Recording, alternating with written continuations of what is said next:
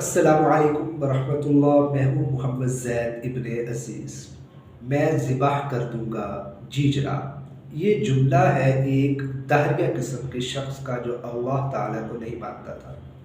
لکھا تھا کہ اس نے ایک مرغا رکھا ہوا تھا، اور مرغا کیا ہے ہر روز فجر کے وقت بانگ یعنی اذان دیتا تھا، جس کو ہماری زبان کے اندر کیا ہے اذان کہا جاتا ہے، جو ککڑو ککڑو کی کیا ہے آواز نکالتا ہے۔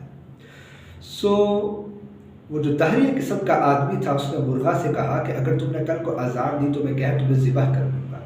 اس کا مقصد اللہ تعالیٰ سے کیا ہے دور کرنا تھا، لیکن مرغا بھی مرغا تھا، اس کو بھی خالق کائنات نے پیدا کیا تھا، اور اس نے کیا کیا اگلے دن زبان سے تو نہیں لیکن اس نے اشارتاً کیا ہے اللہ تعالیٰ کی تعریف، اللہ تعالیٰ کا یعنی نام بلند کرنا شروع کیا۔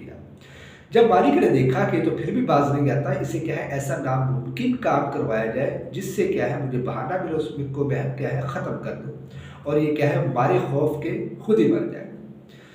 تو اس نے اگلے دن کہا مالک نے کہ اگر تم نے کل انڈا نہیں دیا تو میں کیا ہے تمہیں ذبح کر دوں گا۔ اب مرغا بہت پریشان کہ یہ کیا ہونے والا ہے، اور ہوا کیا کہ مرغا کیا ہے زاروں قطار رو رہا ہے۔ اگلے دن مالک نے کہا کہ اچھا، جو موت کا خوف ہے تو اس نے تمہیں رلا دیا ہے۔ تو مرغا بھی مرغا تھا، اس کو بھی اللہ تعالیٰ نے پیدا کیا، اس کو بھی اللہ نے ذہانت دی ہے، تو اس نے کہا کہ نہیں، میں اس لیے نہیں رو رہا کہ تم کیا ہے مجھے ذبح کر دو گے، میں بلکہ اس لیے رو رہا ہوں کہ میں کیا ہے پہلے ہی اللہ کے نام کے اوپر کٹ جاتا۔ جب تم نے کہا کہ اذان اللہ کے لیے نہیں دینی تو میں کیا ہے یہ کہتا کہ میں دوں گا، اور تم مجھے کیا ہے ذبح کر دیتے، لیکن جو تم نے مجھے ناممکن کام کہا ہے اس کی وجہ سے کیا ہے میں ڈر چکا ہوں۔ خوف یہ ہے کہ میں پہلے کیا ہے اللہ کے نام کے اوپر کٹ جاتا۔ لیکن بتانے کا مقصد یہ ہے، یہ کہانی سنانے کا مقصد یہ ہے کہ ہماری زندگی کے اندر بھی ایسے لوگ ہیں جو بڑے بڑے عہدوں کے اوپر ہیں، بڑے منصب کے اوپر ہیں، اور کیا ہے کچھ بھی کرنے کے لیے تیار نہیں ہے۔ اسی طریقے سے دہریہ قسم کے لوگ آتے ہیں اور ان کو کہتے ہیں کہ یہ کام کرو، جو کیا ہے غیر قانونی کام ہوتا ہے، جو کیا ہے دین اسلام کے خلاف کام ہوتا ہے، اور وہ لوگ کیا ہے کرنے کے لیے تیار نہیں ہوتے۔ پھر ان لوگوں کو بلیک میل کیا جاتا ہے، تو وہ بلیک میلنگ سے کیا ہے بچنے کے لیے اس کام کو کرتے ہیں۔